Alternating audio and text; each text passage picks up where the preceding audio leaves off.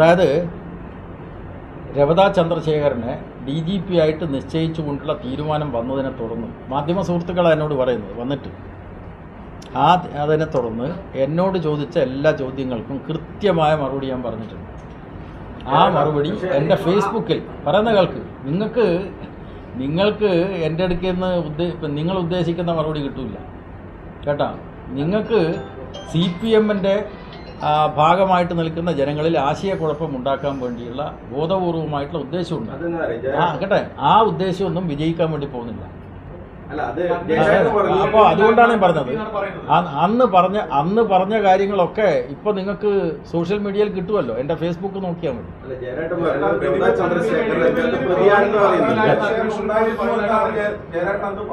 എങ്ങനെ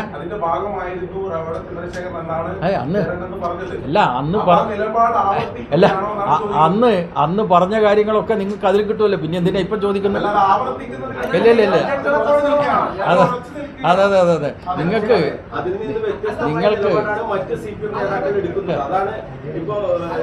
Padmanabhan Nair commission report ഈ രവതാ ചന്ദ്രശേഖരനെ കുറ്റവിമുക്തനാക്കിയിട്ടുണ്ട് എന്നാണ് CPM നിലപാട് കേട്ടോ. അന്ന് ഞാൻ ഏതെല്ലാം ചോദ്യങ്ങൾക്ക് മറുപടി പറഞ്ഞോ അതൊക്കെ സോഷ്യൽ മീഡിയയിൽ ലഭ്യമാണ്. നിങ്ങൾക്ക് നോക്കാം. മാത്രമല്ല, അതായത് അത് ഫുൾ സ്വിങ്ങിൽ എൻ്റെ ഫേസ്ബുക്കിൽ ഇടുന്നുണ്ട്. നിങ്ങൾക്ക് പരിശോധിക്കാം.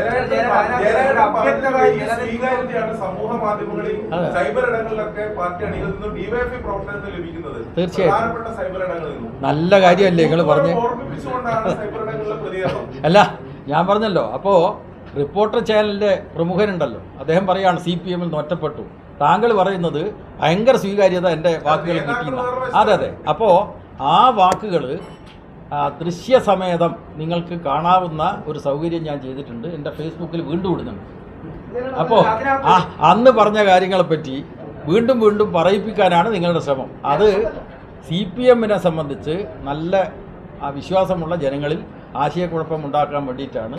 നിങ്ങളുടെ ആ ശ്രമം ഒന്നും വിജയിക്കാൻ പോകുന്നു.